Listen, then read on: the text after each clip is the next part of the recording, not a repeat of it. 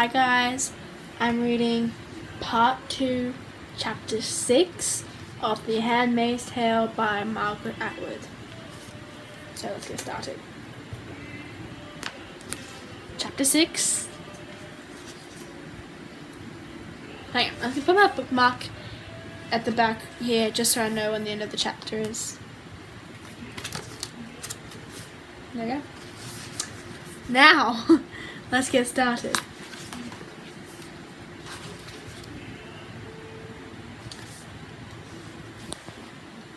A block past all flesh.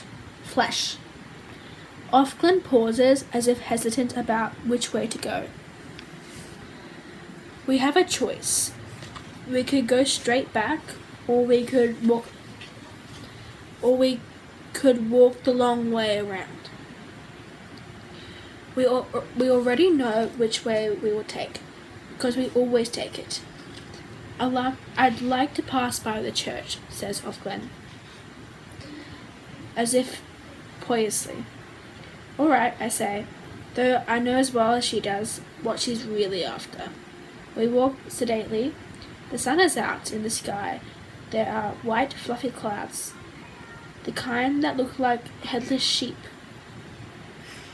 Given our wings, our blinkers, it's hard to look up, hard to get the full view of the sky or anything.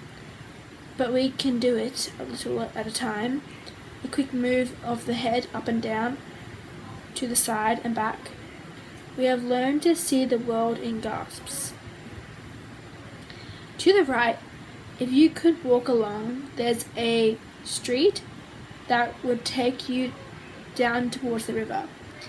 There's a boathouse where they kept the sculls once, and some bridges, trees, green banks where you could sit and watch the water, and the young men with their naked arms, their oars lifting into the sunlight as they played at winning. On the way to the river are the old dormitories, used for something else now, with their fairy tale turrets, painted white and gold and blue. When we think of the past, it's the beautiful things we pick out. We want to believe it was all like that.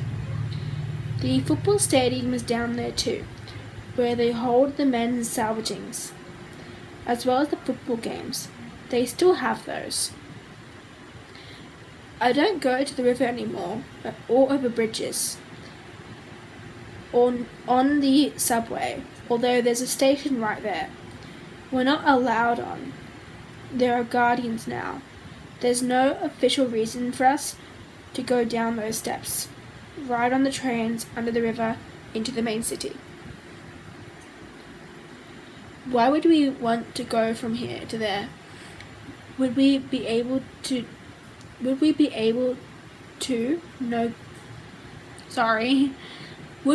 up to no good, and they would know it?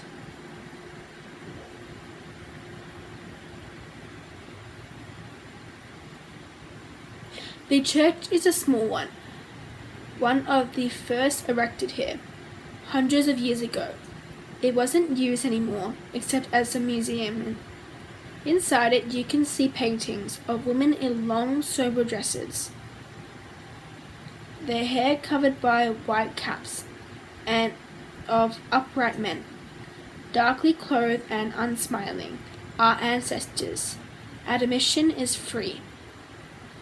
We don't go in though, but stand on the path, looking at the junkyard. The old gravestones are still there, weathered, eroding, with their skulls and crossbones, memento mori.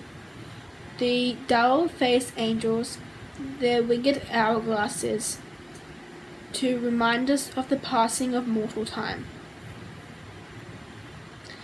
And from a later century, their urns and willow trees for mourning.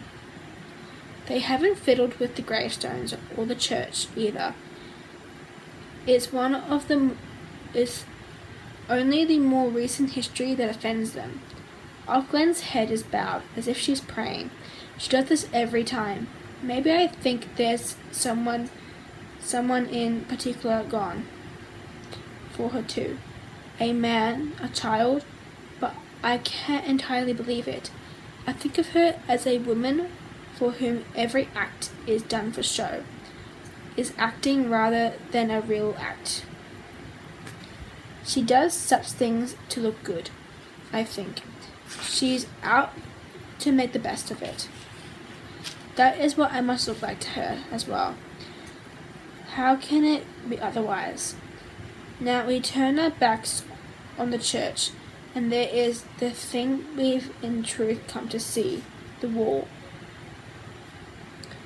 The wall is hundreds of years old too, or over 100, at least. Like the sidewalks, it's brick red, and must once have been plain, but handsome. Now the gates have sentries. I'm just going to go with that. And there are ugly new floodlights mounted on metal posts above it, and barbed wire along the bottom, and broken glass set in concrete along the top. Ugh. No one goes through those gates willingly. I'm sorry. The precautions are for those trying to get out.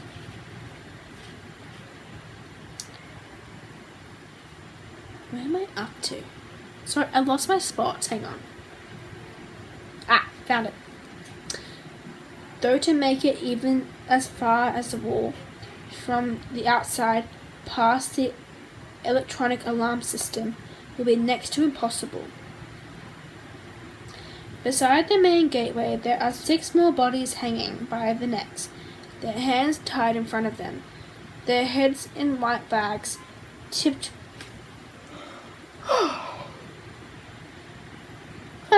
sideways onto their shoulders. There must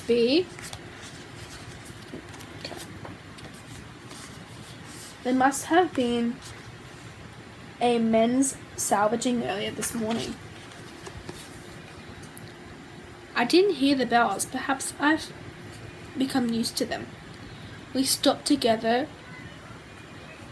as if on signal, and stand and look at the bodies. It doesn't matter if we look. We're supposed to look. This is what they're there for, hanging on the wall. Sometimes they'll be there for days until there's a new batch, so as many people as possible will have the chance to see them. What they are hanging from its hooks. The hooks have been set into the brickwork of the wall. For this purpose, not all of them are occupied. The hooks look like appliances for the armless, or steel question marks, upside down and sideways. It's the bags over the heads that are the worst than the faces themselves.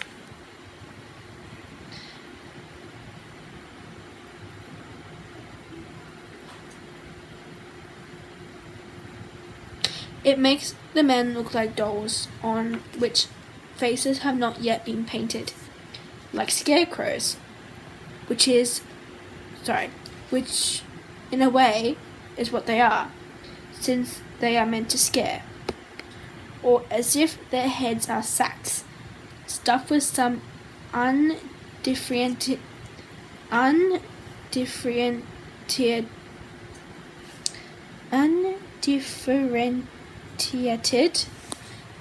material,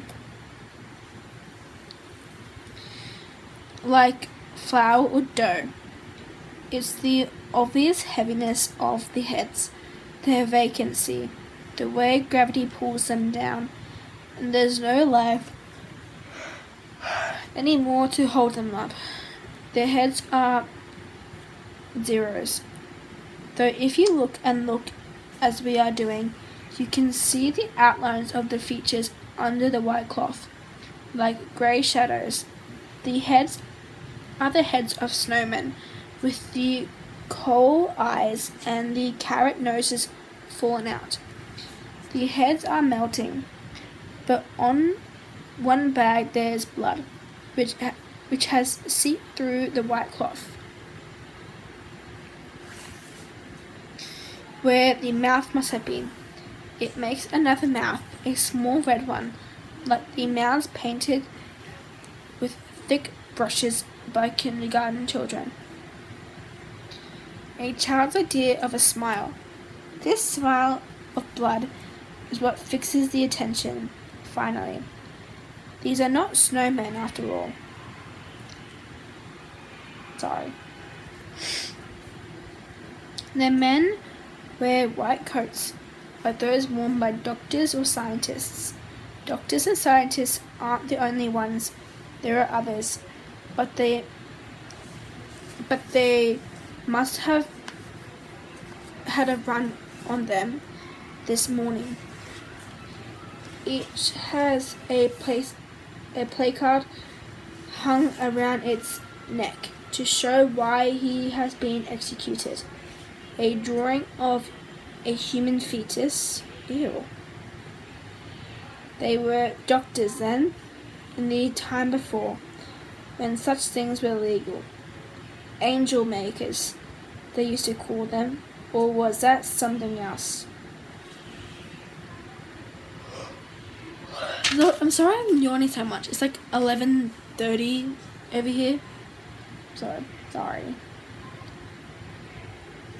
They've been turned up now by the searchers through hospital records, or more likely since most hospitals destroyed such records once it became clear what was going to happen, by informants, ex-nurses perhaps, or a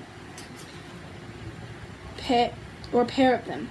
Such evidence from a single woman is no longer admissible. Or another doctor hoping to save his own skin, or someone already accused, lashing out at an enemy or at random, in some desperate bid for safety. Though informants are not always pardoned, these men we've been told are like war criminals. It's no excuse that what they did was legal at the time. Their crimes are retroactive. They have committed atrocities and must be made into examples for the rest. Though this is hardly needed. No woman in her right mind these days would seek to prevent a birth, should she be so lucky to conceive. What are we supposed to feel towards these bodies is hatred and scorn. This isn't what I feel. These bodies hanging on the wall are time travelers, anachronisms. They've come here from the past. What I feel towards them is blankness. What I feel is that I must not feel. What I feel is partly relief, because none of these men is Luke. Luke wasn't a doctor, isn't. I look at the one red smile. The red of the smile is the same as the red of the tulips in Serena Joy's garden. Towards the base of the flowers where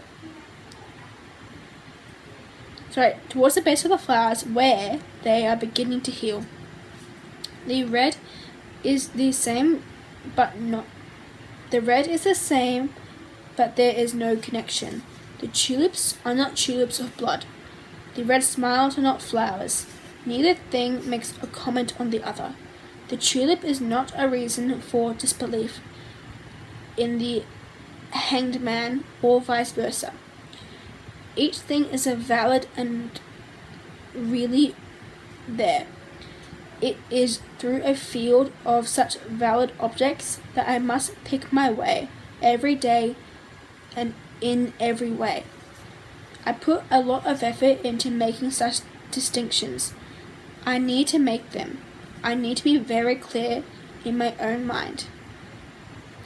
I feel a tremor in the woman beside me. Is she crying? In what way Would it make her look good? I can't afford to know. My own hands are clenched, I note, tight around the handle of my basket. I won't give anything away. Ordinary,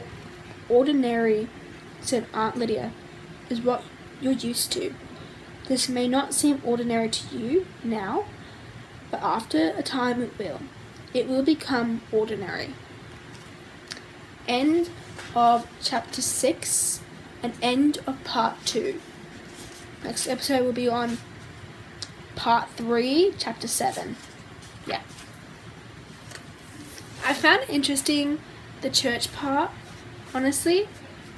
And I also realized I wasn't sure what time this book is set in, because I figured it would have to be after Abraham Lincoln freed the slaves, and I thought maybe either before the 1960s or 70s, when they had all those movements like Malcolm X, Rosa Parks and all of that.